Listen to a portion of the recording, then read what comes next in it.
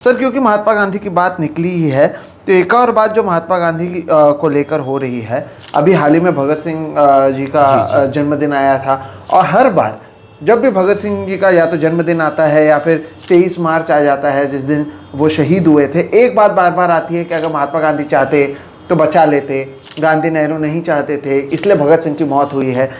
इसे आप किस तरह से देखते हैं?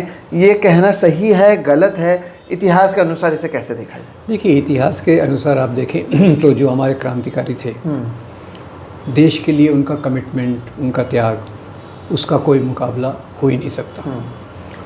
पर इनमें जो शुरू में इन्होंने रास्ता चुना था कि अहिंसा के माध्यम से, हिंसा के माध्यम से हम प्राप्त कर लेंगे, फिर बाद में उन्होंने देखा सॉन्डर्स का वध हुआ, उसके बाद सब ठंडा हो गया, काकोरी कांड हुआ, फिर से ठंडा हो गया, पुनर्विचार हुआ।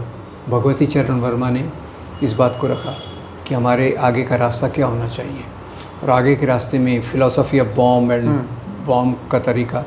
तो उन्होंने कहा कि केवल रिवॉल्वर और बॉम्ब से क्रांति नहीं आ सकती, और बाद में ये लोग इस निष्कर्ष पे आए कि जन आंदोलन के माध्यम से ही समाज में परिवर्तन आ सकता है। और जैसे एक छोटी सी बात पहले कह दूं कि कीर्ति नाम की पत्रिका में भगत सिंह ने एक लेख लिखा कि आज के सबसे बेहतर लीडर कौन है। उन्होंने दो को कंपेयर किया, एक सुभाष चंद्र बोस और दूसरा जवाहरलाल नेहरू। अच्छा। बोले सुभाष चंद्र बोस हैं, बहुत अच्छे हैं, पर वो थोड़ा सा ये हैं, जल्दबाजी वाले हैं और थोड़ा इधर उधर सरक जाते हैं, जबकि जवाहरलाल नेहरू काफ़ी रैशनल हैं, वैज्ञानिक सोच वाले हैं और उनका प्रभाव जनता पे बहुत अच्छा पड़ता है। तो उन्होंने आखिर में ये लिखा को थोड़ा सा सर्टिफाई किया। अब इधर क्या हुआ कि जब भगत सिंह जब जेल में गए, हंगर स्ट्राइक किया। पहले तो ये भी बता दूं कि भगत सिंह जब जेल में थे तो उनके पिता किशन सिंह मिलने आए और बोले, बेटा तू तो अभी छोटा है, तेरी शादी भी नहीं हुई, अंग्रेज़ों से माफ़ी मांग ले तो तू अपन चैन से रहेंगे। तो उसने काफ़ी नाराज़ हो गए, बोले माफ़ी मांगने का तो सवाल ही नहीं उठता। उन्होंने, भगत सिंह ने तो बाद में ये भी कहा कि माफ़ी मांगने का क्या सवाल है, हम तो चाहते हैं कि हम क्रांतिकारी हैं और ब्रिटिश हमको फांसी न देकर फायरिंग स्क्वाड के सामने मरवाए। जी जी, ये भगत सिंह ने कहा। और फिर इसके बाद गांधी, ये जो 1930 का जो आंदोलन हुआ, सिविल डिसोबीडियंस मूवमेंट, उसके कारण बहुत सारे इंडियंस जेल में गए, बहुत सारे लोग ये थे। तो उस समय लॉर्ड इरविन आए थे, गांधी से उनका एक वार्तालाप जो था, और ये वार्तालाप इसके लिए था कि आज़ादी के आंदोलन में ये जो लोग जेल में हैं उनका क्या करना है, उनको छोड़ना कैसे, वगैरह वगैरह, इन बातों पे चर्चा थी।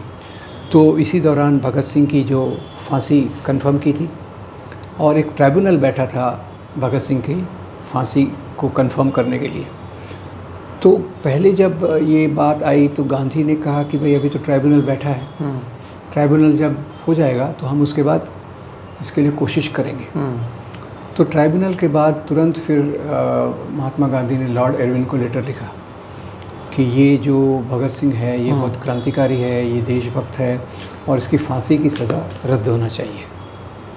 अब लॉर्ड इरविन को जो लेटर लिखा, बाद में लॉर्ड इरविन ने फेयरवेल स्पीच में कहा या कहीं लिखा कि बोले जब गांधी जैसे अहिंसा के मानने वाले ने ये पत्र लिखा तो मैंने कहा इस पर सोचना चाहिए।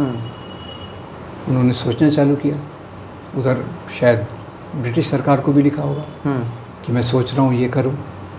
बीच में क्या हुआ, पंजाब में जो भी ब्रिटिश ऑफिसर्स थे उन्होंने कहा अगर आपने फांसी की सज़ा को माफ़ कर दिया तो हम सब अपनी इससे रिज़ाइन कर देंगे, ड्यूटीज से अपने रिज़ाइन कर देंगे।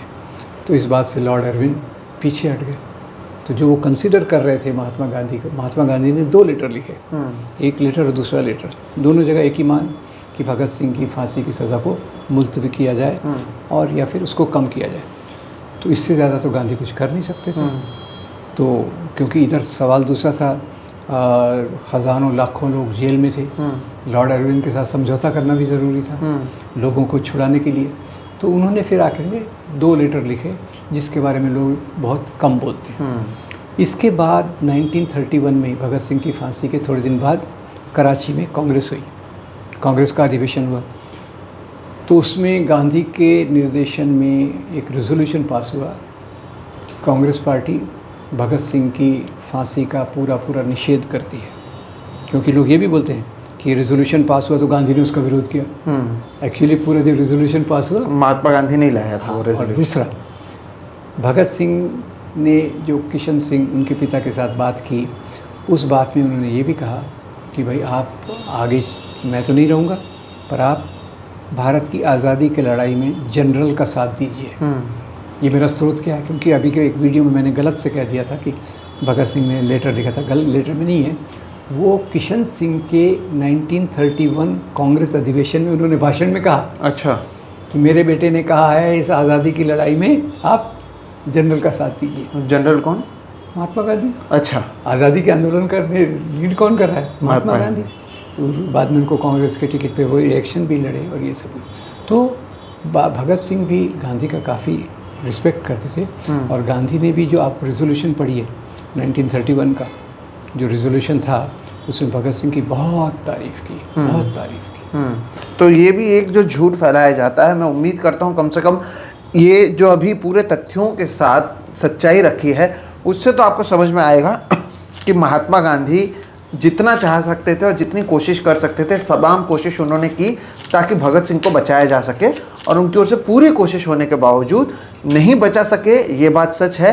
लेकिन ये कहना गलत होगा कि महात्मा गांधी ने चाहा तो भगत सिंह को बचा सकते थे लेकिन नहीं बचाया।